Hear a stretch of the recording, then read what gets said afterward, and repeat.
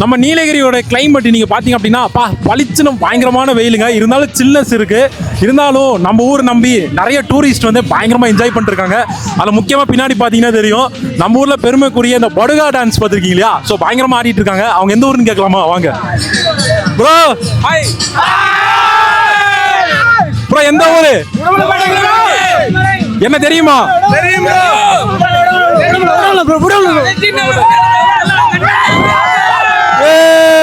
Bro dance போடலாமா?